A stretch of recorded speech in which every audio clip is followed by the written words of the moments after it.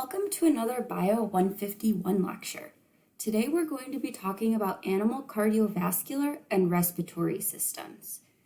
This animal in this picture is called a Christmas tree worm. And these structures, these spiral structures right here that are coming out of the worm's body are actually its gills. And one of the reasons it has such wide gills is because it helps to increase the surface area of the body that's touching the water, which allows the Christmas tree worm to get the most oxygen out of the water. So diffusion is the random movement of molecules, and it results in the net movement of molecules from regions of higher concentration to regions of lower concentration. To be effective at gas exchange, respiratory systems need to optimize the rate of diffusion of respiratory gases across cell membranes and/or respiratory surfaces. The reason that they need to optimize this is because of Fick's law of diffusion. Fick's law of diffusion is the rate of diffusion is equal to K, which is the diffusion constant, and this number will change depending on the solubility of the gas and the temperature. A, which is the surface area for gas exchange, times P2 minus P1, which is the concentration difference on either side of the membrane, divided by D, which is the distance, or in our case, the thickness of the barrier that our gases have to diffuse across. So Fick's law of diffusion is the rate of diffusion is equal to K times A times P2 minus P1 divided by D. In order to maximize our rate of diffusion of respiratory gases, animals have evolved different ways that they're maximizing different parts of this equation.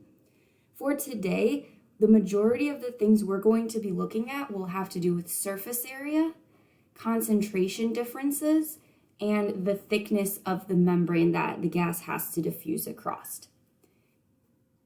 So as surface area increases, as A increases, the rate of diffusion will also increase.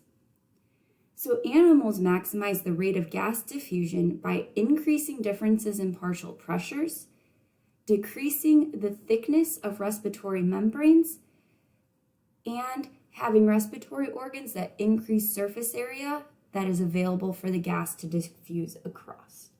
So we're going to now have our first quiz question for the day. So the first question is, which of these will not increase the rate of diffusion? A, increase membrane thickness. B, increase surface area. C, increase differential pressures. So I want you to pause the video and answer the first question below.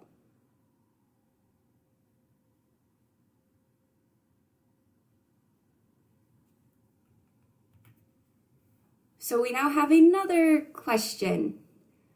What will happen to the rate of diffusion if distance of the barrier of the gas that the gas has to cross decreases, which you're seeing in this picture? We have a thicker membrane. What happens if that thicker membrane becomes thinner? A, rate of diffusion will increase. B, rate of diffusion will decrease. C, rate of diffusion will not be affected. Again, pause the video and answer the second question below.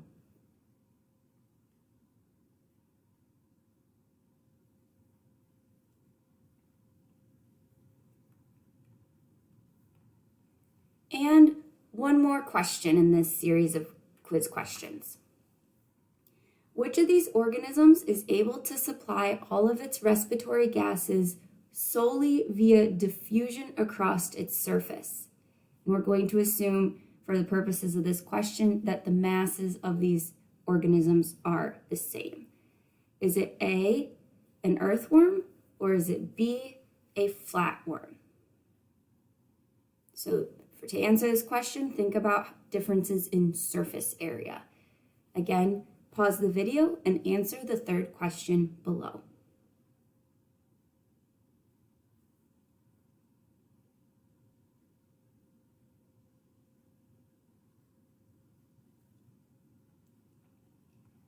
Okay, so we're now going to talk about different ways that animals get their respiratory gases. So for most animals, it's oxygen into their respiratory system. Bulk flow is the physical movement of fluid over a given distance. There's 2 steps to meet the gas exchange need for cells in larger animals. 1, we need to have ventilation, and that's the movement of the animal's respiratory medium, so either water or air, past a specialized respiratory surface. So in humans, we have our lungs. That is our specialized respiratory surface. We then need to have circulation, which is the movement of a specialized body fluid that carries oxygen and carbon dioxide. In invertebrates, that circulatory fluid is called hemolymph. In vertebrates, that circulatory fluid is called blood. The reason that we have to have a circulatory fluid is because larger, more complex animals have to transport these gases very far distances. And so having a fluid to transport them allows this to happen. So we're going to first look at fish and their respiratory structures. Fish have gills as their respiratory structures. Gills are located in the chamber behind the mouth cavity. So what happens is when fish are swimming, they're continuously pumping water through their mouth, which then is pushed out and flows over their gills. So you can see that here we have our fish, the water's going into its mouth, and then the water's being pushed out and flowing over their gills. So if we zoom in on their gills are made up of lamellae, which are thin sheet-like structures evenly spaced along the length of each gill filament. So as the water's flowing across the gills, what's actually happening is the water is flowing past these lamellae, which are these thin sheets. So these are extremely thin, and it greatly increases the surface area. So we have a greater surface area where our oxygen is flowing across and coming in contact with these capillaries. So we have a greater surface area, so we're increasing the rate of diffusion by having an increased surface area. And by being extremely thin, one, we can add more of these, so that also continues to increase the surface area, but also being extremely thin makes the distance that that oxygen has to diffuse across much smaller. So we're decreasing D in Fick's law of diffusion, which also helps to increase the rate of diffusion. Now you might be noticing in this picture that the oxygen is flowing in one direction and the blood going through the gills is flowing in the opposite direction. This difference in the direction of flow is called countercurrent flow. So that happens when blood flows through capillaries in the opposite direction of the flow of water. This optimizes the pressure differential. So this also then, it is increasing P2 minus P1. And so we have optimized in fish that P2 minus P1. So fish are able to extract nearly all of the oxygen in the water that passes over the gills. And this is because if we're thinking about P2 minus P1, if we're thinking of the water as P2 and the blood as P1, if we look up here in concurrent flow, when things are flowing in the same direction, if the we'll use this bottom thing as the bottom tube as water and the top tube as the gills. If right here we have P2 minus P1, we're going to have a very large amount of temperature to transmit from hot to cold. But as we move down these tubes, what will happen towards the end is that they will be equally warm. So P2 minus P1 will be 0, which means that there's going to be no exchange in this example of heat. In concurrent flow, we are making sure that there's always a pressure difference.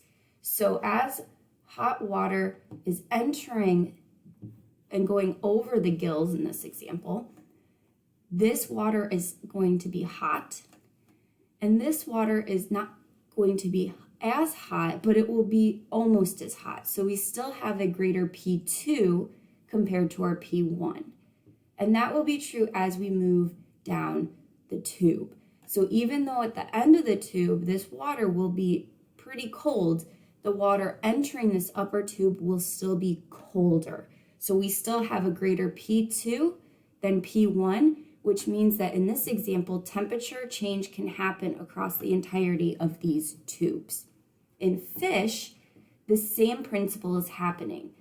Our very low oxygenated blood enters the gills, and as the water is almost nearing its final flow across the gills, it has a low amount of oxygen, but this P2 is still higher than P1, so we can still have oxygen diffusing from the water into the gills. This is also true at the other end of the gills. When the blood in the gills is highly oxygenated, the water flowing across the gills that is just entering the gills still has a greater P2, so oxygen is still able to diffuse into the blood.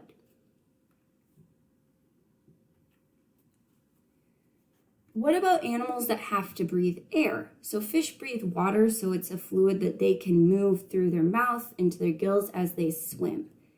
Air-breathing animals do not have the same ability to do that.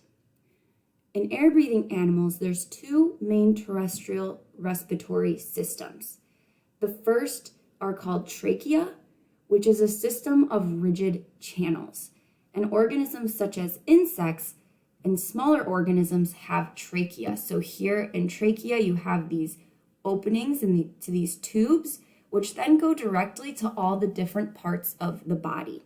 So here is a caterpillar that has been dissected, and you can see all of these white tubes are all of their trachea and tracheoles, which are smaller trachea. And so you can see how they go to all parts of the insect's body. Larger animals cannot process and get enough air into their body doing this. So larger animals use lungs, which is using the uniform pool of air in constant contact with a gas exchange surface. So when you breathe, you're taking in air into your lungs, and then you breathe the air back out. So we have another question that you need to answer below. Inside an insect's body, air is moved through trachea that branch into smaller tracheoles that spread throughout the entirety of the insect's body. Which part of Fick's law of diffusion is being optimized by these smaller and smaller tracheoles being branched and spreading throughout the body?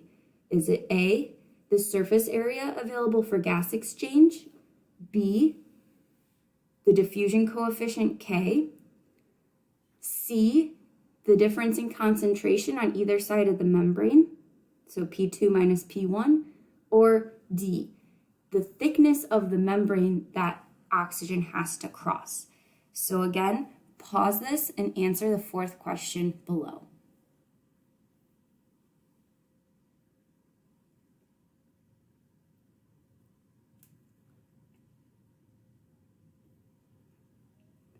Okay, so let's talk about how humans and most other animals breathe. We breathe through tidal ventilation, which is a breathing technique most common in terrestrial vertebrates.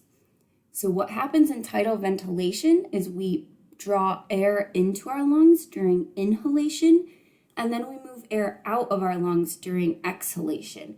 And so it's called tidal ventilation because it's like a wave. If you think of a wave on the beach, it goes up and then it comes back. So that's what's happening with the air. We pull it in and then we breathe it out. The diaphragm is a domed sheet of muscle located at the base of the lungs that separates the thoracic and abdominal cavities. Diaphragm contraction expands the thoracic cavity, which draws air into the lungs. Exhalation occurs passively, so there's no contraction of the muscle. We just release the air from our lungs. So during inhalation, when we're breathing air into our lungs, our diaphragm contracts and moves downwards. When the diaphragm relaxes, which is a passive process, then we exhale. The fresh air that's inhaled during tidal breathing mixes with the oxygen depleted air that's already in our lungs after we breathe. We cannot get all of the air out of our lungs when we breathe.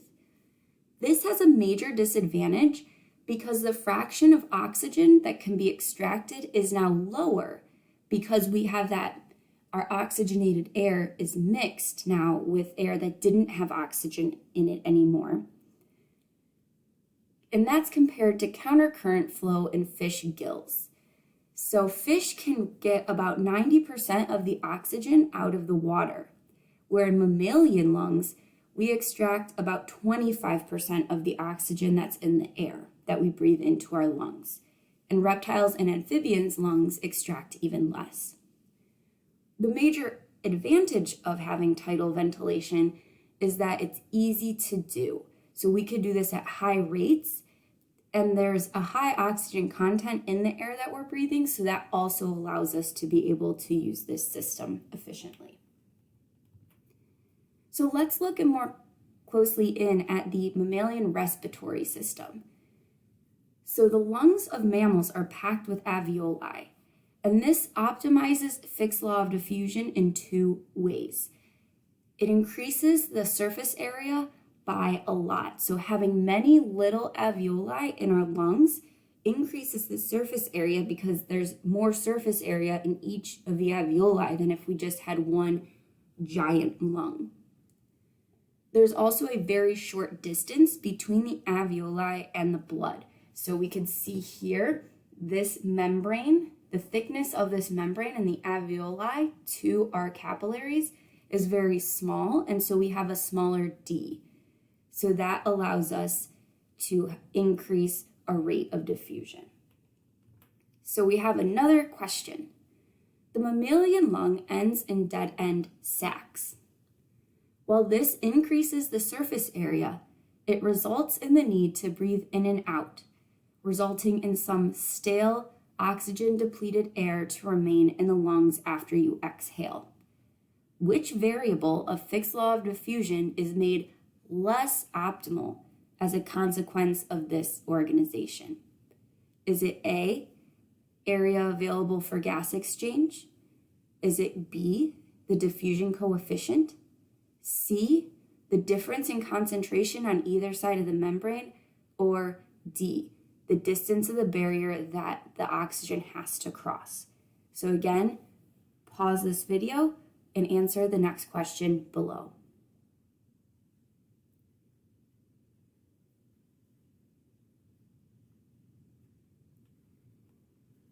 Okay, so let's talk about bird respiratory systems. Birds have a different type of lung than we do. Their lungs are rigid, so they do not deflate or inflate. So they do not use tidal breathing like we do. Bird lung channels air through tiny air vessels called parabronchi, where gas exchange occurs. So in bird lungs, there's unidirectional airflow. This enhances gas exchange because there's a larger concentration gradient for diffusion, because the fresh air and the old air do not mix. So if we see here in a bird lung, they have the air entering and it goes to this first caudal air sac. It then is moved through and across the parabronchi. Then the old air sits in the cranial air sac, while the bird breathes in new air. And then as that new air is going to the parabronchi, this old air is then pushed out of the bird's lungs. So this way, there's no mixing of fresh air and old air. And you can see that here in this cross-current flow, we always can have a high rate of diffusion. And if you want to see a video about how bird lungs work in more detail, you can follow this link down here. So, circulatory system. So now that we know how respiratory systems work, let's switch to circulatory systems. There's two main types of circulatory systems. There are open circulatory systems, so there's no distinction between circulating fluid and the extracellular body fluid. Organisms that have open circulatory systems have hemolymph.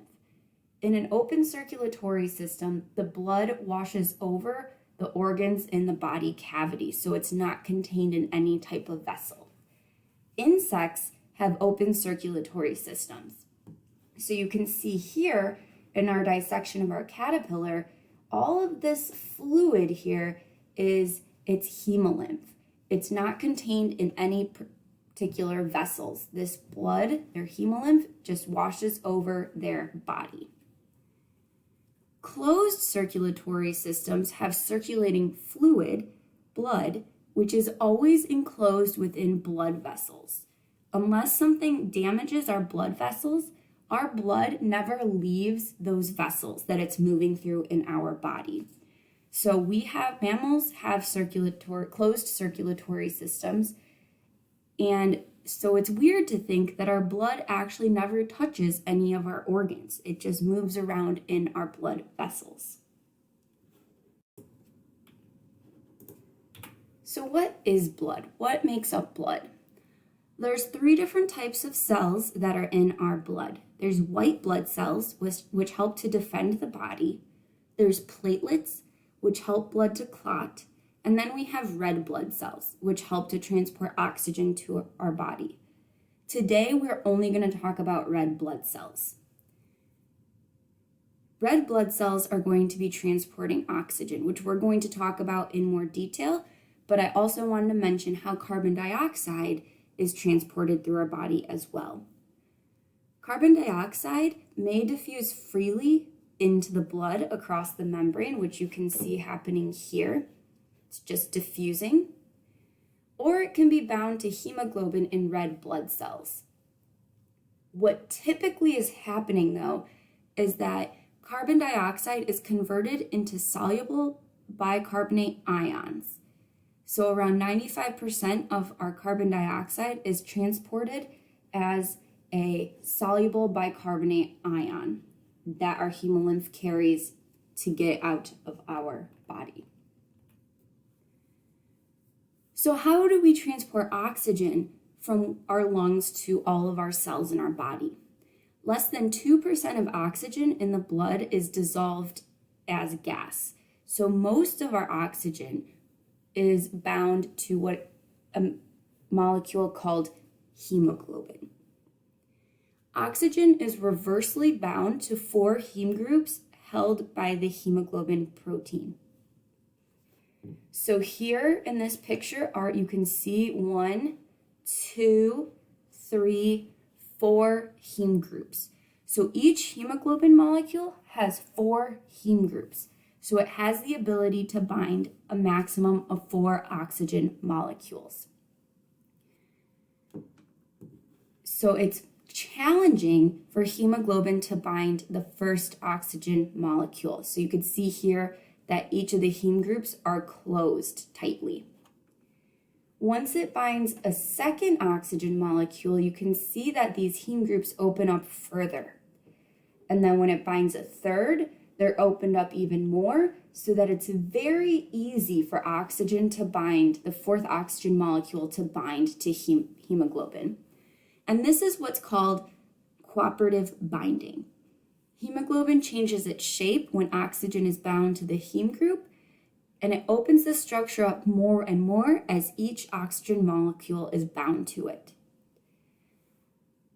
When we have high oxygen concentrations in our blood plasma, and this would occur right in our capillaries right next to our lungs. Oxygen binds to the heme sites.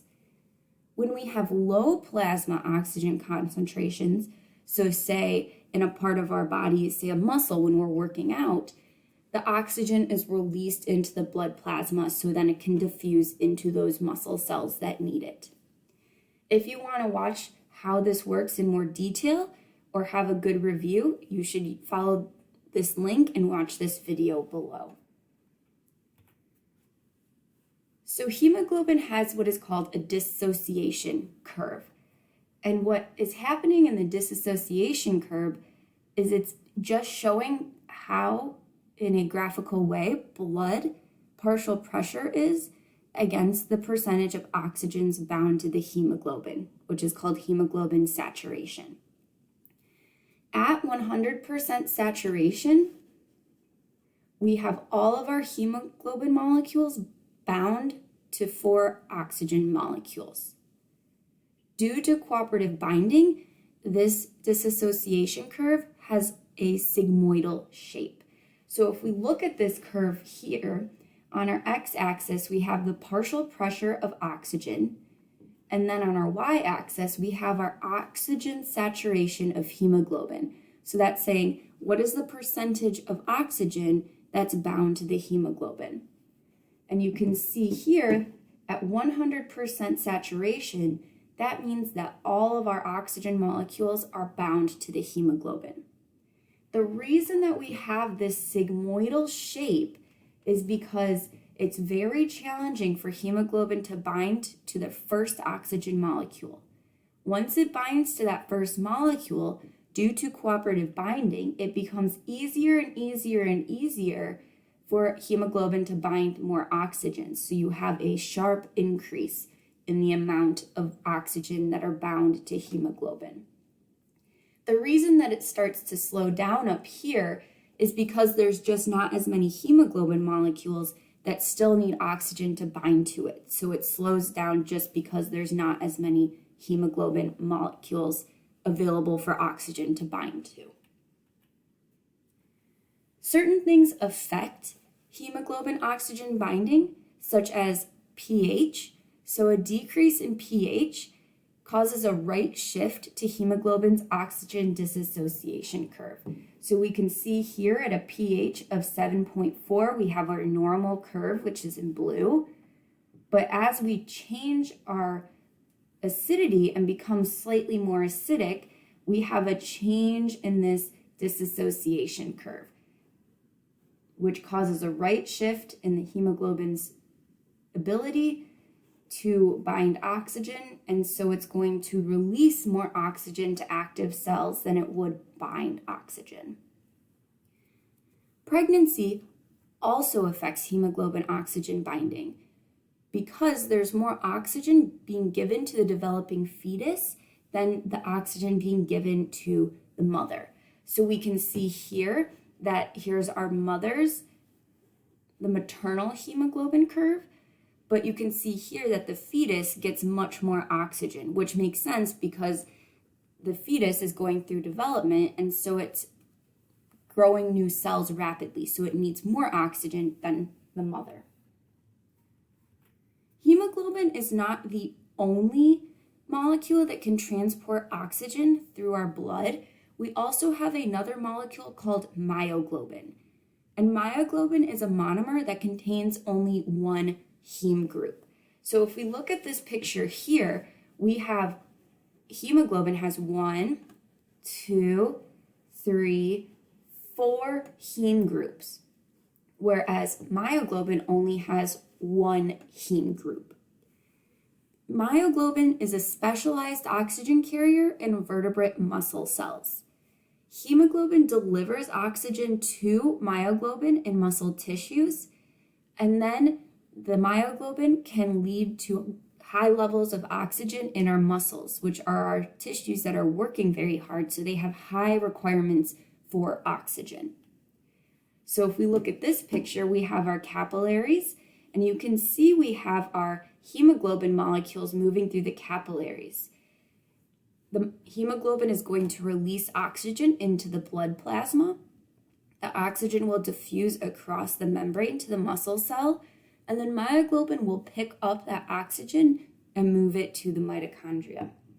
And so you can see here, we have our dissociation curve for hemoglobin, which has a sigmoidal shape, where myoglobin does not. Myoglobin, since it only has one heme group, when you start putting oxygen near myoglobin, it immediately picks up that one oxygen and then it's done. It cannot pick up any more.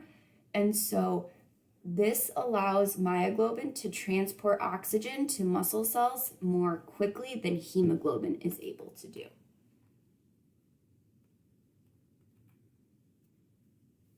So, next quiz question. Which part of Fick's law of diffusion is being optimized by the presence of hemoglobin? Is it A, the surface area available for gas exchange? Is it K, the diffusion coefficient? Is it C, the difference in concentration on either side of the membrane? Or is it D, which is the distance that the oxygen has to cross? When you're answering this question, because it's a very challenging question, think about what the role of oxygen is and think about the hemoglobin dissociation curve. Pause the video and answer the question below.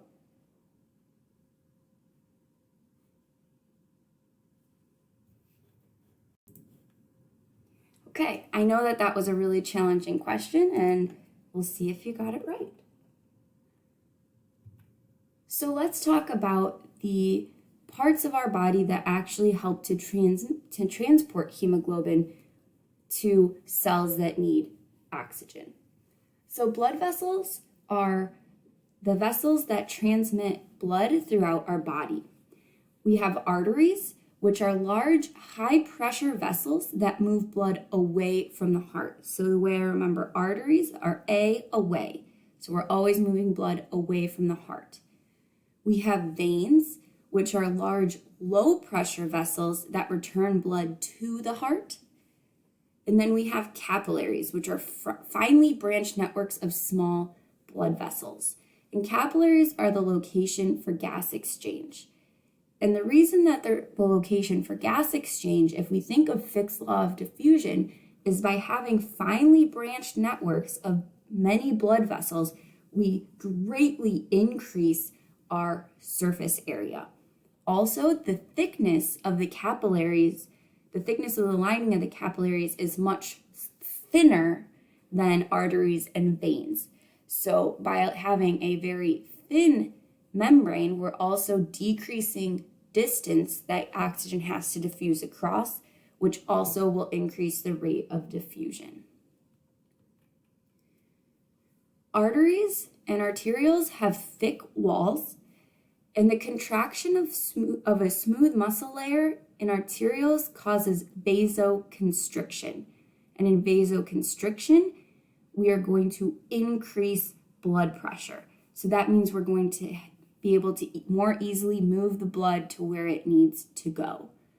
When we relax those smooth muscles, we have vasodilation, which decreases blood pressure and increases blood flow. The nervous system controls the smooth muscle tissue in the walls of the arterioles, so that is how we know if constriction or dilation needs to happen. And you can see in this picture here, you can see how much muscle lining there are in an artery. It's a much thicker wall than we have in the vein.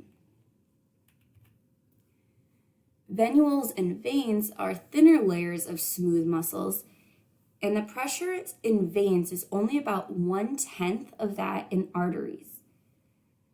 The skeletal muscles surrounding veins can contract to move blood by squeezing the veins.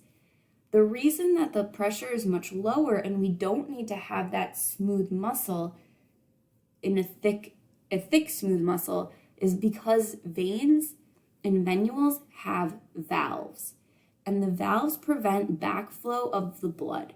And so when the valves are open, the blood can be pushed through the vein or venule, and then these valves close and they stop the blood from going in the opposite direction, very similar to the valves in our heart. Capillaries are very small in diameter. They're about the same in diameter as each of our red blood cells, which is good because then only one red blood cell can go through the capillary at a time. And this is very important to maximize the differences in partial pressure. So as we have our red blood cells going through, we have a low oxygen content in our body's cells. So then the hemoglobin molecules will recognize that and they will release hemoglobin into the blood plasma, which then allows oxygen to diffuse across the capillary membrane into the cells. Then as the capillaries move through, then they do not have any oxygen, so then they can pick up carbon dioxide. It's important that only one can go at a time because if we had many red blood cells with many hemoglobin molecules, they would all at the same time recognize that these cells in the body are low in oxygen and all release their oxygen at one time. That would cause there to be more oxygen than these particular cells need. So once these cells get oxygen, these hemoglobin molecules will recognize that they do not need oxygen and continue moving through the capillary to a location where oxygen is needed and then release their oxygen there. Capillaries are extremely numerous. Most cells in our body are within a few cell diameters of at least one capillary. And you can see that when we're looking at the blood vessels in our hands. So you can see all these finely branched capillaries. We have a lot in our fingertips. And you can see that we have many, many capillaries throughout our entire body to ensure that all of our cells are getting the oxygen they need. Capillaries also have very thin walls, which aids in keeping the distance of diffusion low. So different animals have different anatomies of their circulatory system. So we already talked about invertebrates having open circulatory systems, such as insects. But if we look at vertebrates, there's different ways that their bodies can be designed. And we looked at this in lab already. Fish have one circuit, so they have their heart, which pumps deoxygenated blood through their gills, which then oxygenates their blood. It moves through their body, becomes deoxygenated, and goes back to their heart. So one circuit with a two-chambered heart. So we have other organisms that have more chambers and have two circuits. Having two circuits allows the body to be transmitting oxygenated blood through the body while we're putting deoxygenated blood to the lungs at the same time so that we can have both happening together. So we already looked at fish a little bit, but fish in more detail have a two-chambered heart. They have one atrium and one ventricle. Deoxygenated blood is pumped through the heart to the gills, and then freshly oxygenated blood flows through the rest of the body. One of the disadvantages is that the single circulation path limits the rate of blood flow to metabolically active body tissues, which is a restriction in fish. If we look at amphibians, they have a two-circuit system. So in double circulation, there's a respiratory circuit between the heart and whatever respiratory organ, so in this case the lungs, and then a systemic circulation, which is between the heart and the body.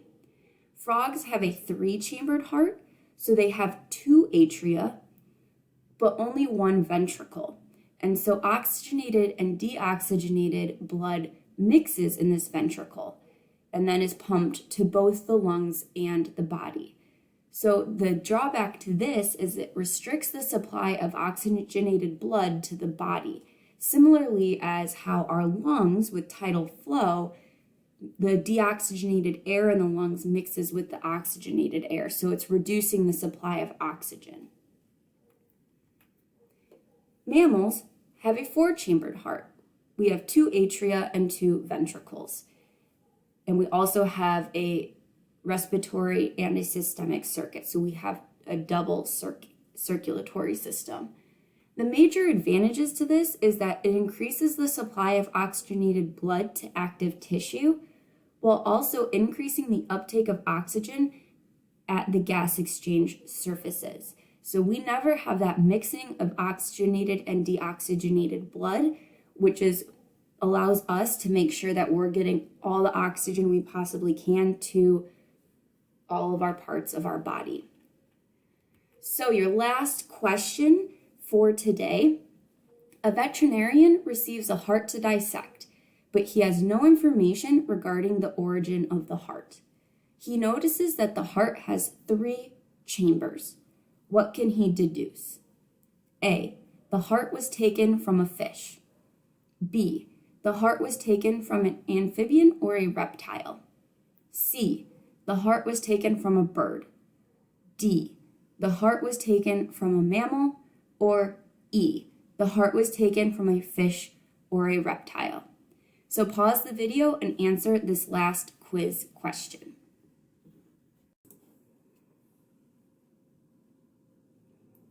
Okay, and with that, that's the end of class for today. So if you have any muddiest points, make sure you either come to office hours, email me, or post in the discussion board. And this animal is an axolotl, and it's a salamander that even as an adult retains external gills, and you can see how these gills are helping to increase surface area. Have a great day.